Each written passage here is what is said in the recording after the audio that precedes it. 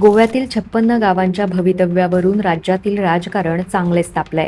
सरकारनं या गावांचा पीडीए अर्थात नियोजन आणि विकास प्राधिकरणाच्या कक्षेत समावेश करून शहरीकरणाचा प्रस्ताव मांडलाय. मात्र या प्रस्तावाला काँग्रेसनं तीव्र विरोध दर्शवत सरकारवर ग्रामस्थांच्या भावना डावलल्याचा आरोप केलाय. तर सरकारकडून अद्याप कोणताही अंतिम निर्णय झालेला नसल्याचं स्पष्ट करण्यात आलंय. नेमका हा वाद काय आहे पाहूया. आम्ही गोंय वाचोवपाक फुडें सरतले. सरकार जर नमते घेना ह्या विशयाचेर जाल्यार गांवांत ब्लॉकाचे आमचे जे लोक आसा, आमचे गोंयकार जे आसा, प्रत्येक गांवाच्या लोकांक घेवन आमी पंचायतीचेर मारता वचचे पडटले. आनी शेवट जो आसतलो तो रेव्हेन्यू डिपार्टमेंटाचेर, कारण this notification is of revenue department of course of Bharatiya Janata Party. This particular notification which is being brought in only to urbanize these villages, आणि आमी खंयच जावपाक दिवपाचे ना. गोंयकारपण जर राखण दवरले जाल्यार हाजेर आवाज काडचो पडटलो आनी लोकांचो आवाज म्हणून फुडें सरपाक काँग्रेस पक्ष बांदिला. ज्या गावांशी लोकांचे घर म्हणून नाते आहे त्या गावावर लोकांचे म्हणणे न ऐकता शहरीकरण लादले जाऊ नये. विकासामुळे स्थानिक स्वराज्य संस्थांचे सक्षमीकरण झाले पाहिजे, त्यांना कमकुवत केले जाऊ नये. गोव्यातील गावांची जमीन, पर्यावरण आणि भविष्य यावर परिणाम करणाऱ्या निर्णयांमध्ये ग्रामस्थांना आपले मत मांडण्याचा पूर्ण अधिकार असायला हवा.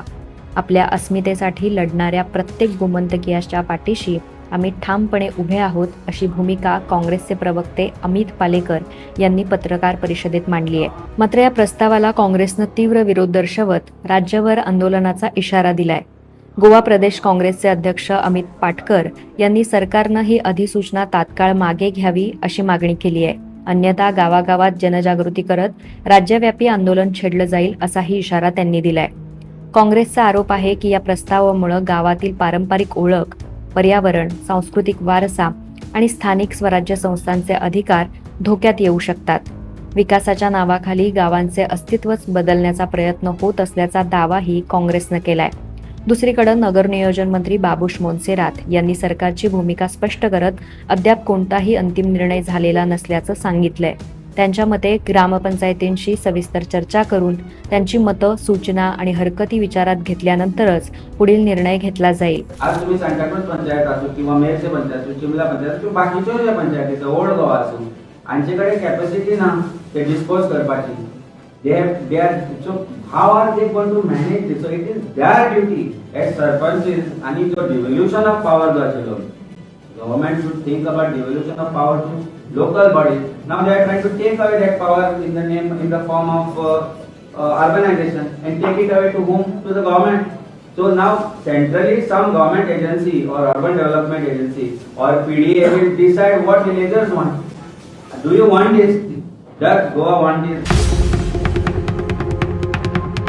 सरकारचा दावा आहे की शहरीकरणाचा उद्देश गावापर्यंत अधिक चांगल्या सुविधा, नियोजनबद्ध विकास आणि पायाभूत सुविधा पोहोचवण्याचा आहे.